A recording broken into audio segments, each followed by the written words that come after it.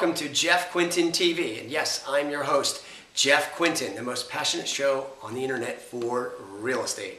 So today's an important topic I want to talk about in New Jersey. These are the seven closing costs that you need to know about when selling a home. Okay, so whenever we're listing a home for a seller who is potentially putting their home on the market, or when they get it on the market, or when we get them under contract, most commonly asked question that a seller will ask us is, what are my closing costs? What is it going to be? How much is the expense? What is my net figure? So I want to share with you basically the 7 closing costs when selling a home in New Jersey. There's one variable right now as well. So here we go. The very first one I wrote down is you have real estate commission. If you hire a realtor, they're going to charge a commission, whichever that commission may be, whatever you guys, their standard fee is, or whatever you negotiate. Number one is there's going to be a real estate commission. Could be variable. 6% is the typical normal standard, 7% in some markets, whatever it may be. So number one is the real estate commission. Number two in New Jersey is the real estate transfer tax. New Jersey has a real estate state transfer tax. Now, what is that? That's only on the seller side, okay, not on the buyer side. It's very common in other states, especially Pennsylvania. There's a state transfer tax there when you're purchasing a home, whether you're buying or selling. Up there, it's 1% on each side. In New Jersey, it's only on the seller side. So the seller only has that expense in selling a home. So you have the real estate transfer tax. That amount now typically is a little bit less than 1%. It's on a formula based upon your sales price. So it escalates up depending on what your sales price is. But normally you could be very safe at saying it's 1% or less. Normally when you do the formula, it adds up to about 0.8%. I like to use 1% total, by the way, for all of the closing costs, excluding the commission, okay, and all of this. And I'll get to one other cost in here that could be more than that. But that's just to give you a background there.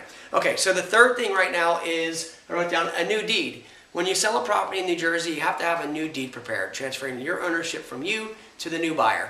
Again, a new deed today, typically an attorney does it, or the title company that you're closing at will do it, $75, $100 in that range. Okay, so next thing I wrote down is the settlement room fee. This is a fee that's split between the both buyer and seller. Normally it's about a $300 fee, $150 to the seller, $150 to the buyer, okay? Fifth item I wrote down on here is your payoff. If you have a mortgage, you're going to need to overnight the payoff, okay? Meaning the mortgage company is going to receive their funds, and you want to stop the daily per diem of interest running. So you want to overnight the money to that lender so they get the payoff that next day, pay it off so the time's not continuing to run. So you're going to have a payoff fee, normally a release fee to pay it off, typically $35, $50. Overnight fee, $25, somewhere in that range. Again, very small amount of closing cost. Number 6 I wrote down. Now this is the one that's the variable. This is tricky. This is called the New Jersey non-residence tax. This is 2%. So if you are selling a home in New Jersey and you live in another state, and your other state that you live in is your primary home, so that you're not a primary resident of New Jersey, you're going to have what they call as a 2% non-residence tax, which means at the closing, the state of New Jersey has required by law to send 2% of the gross sales price to the state of New Jersey, to the Division of Taxation of New Jersey.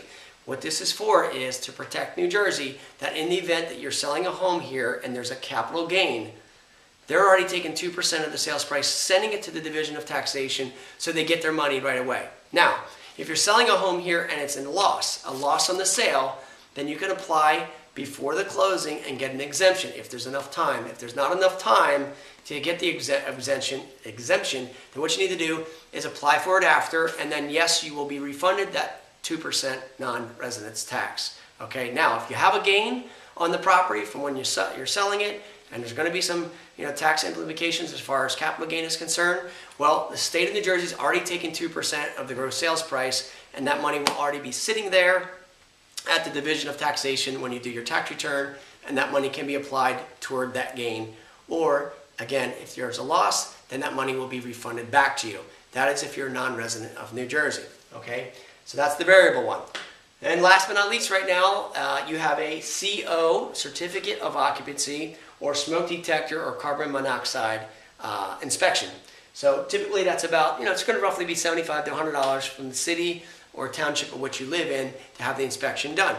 So that's pretty much, that's your 7 right there standard customary closing fees to sell a home in New Jersey. The variable one, depending on if you're a non-resident or resident, would be the New Jersey non-residence tax, which is a total of 2%. So other than the commission, all these other items here, except for the New Jersey non-residence tax, typically add up about 1%. So if you're selling a home right now, just round numbers, if the customary commission is, say, 6%, add up an additional 1%, just use 7% of the sales price, or take the sales price times 93%, 0.93.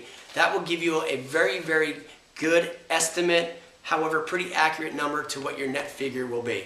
Then, if you're not a resident and you have a loss, you'll get that money back. However, the 2% non-residence tax will be due at closing. That's required. So always keep that in mind. Any questions you have regarding any of this, feel free, please call me right away.